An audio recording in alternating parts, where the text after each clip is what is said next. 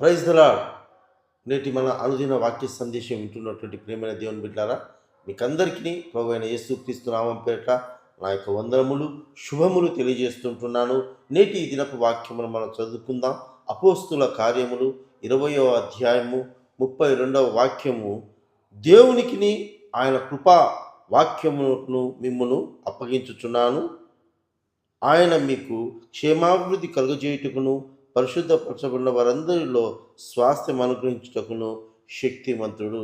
ఇక్కడ చదువున్నటువంటి వాక్యములో మనం గమనించినట్లయితే, ఎవరి జీవితాలైతే, ఎవరి కుటుంబాలైతే దేవుని యొక్క కృపావాక్యములకు అప్పగించబడము అంటే అర్థం ఏమిటంటే, దేవుని వాక్యము నమ్మి, దేవుని వాక్యాన్ని దేవుని యందు భయభక్తులతో చదువుకుంటూ, ఆ చదువుకున్నటువంటి వాక్య ప్రకారంగా జీవిస్తూ నడుచుకుంటూ ఆ మార్గంలో వెళ్తున్నట్లయితే, దేవుడు తన కృపావాక్యము ద్వారా ఆ రీతిగా జీవిస్తున్న వారికి, ఆ రీతిగా ఆ వాక్యమును ప్రకారంగా నడుచుకునే వారికి క్షేమాభివృద్ధి అనుగ్రహిస్తానని తెలియజేస్తుంటున్నాడు. అంతేకాకుండా రెండవ భాగంగా గమనించినట్లయితే, పరిశుద్ధపరచబడిన తన స్వాస్థ్యముగా అని వాక్యము తెలియజేస్తుంది.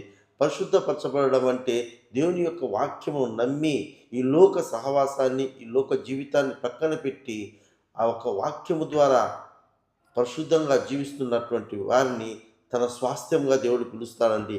అంతేకాకుండా దేవుడు ఏమంటున్నాడంటే, తన స్వాస్థ్యాన్ని ఆయన అనుగ్రహించే శక్తి కలిగిన దేవుడుగా తెలియజేస్తూ ఉంది.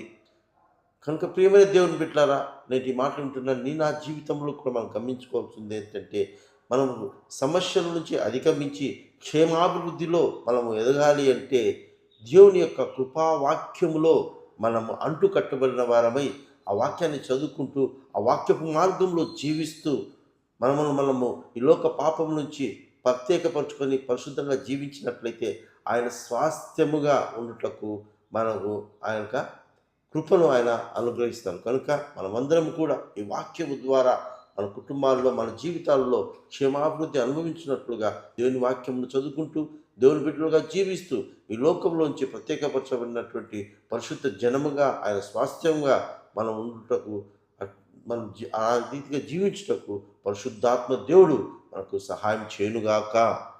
ఆమేన్.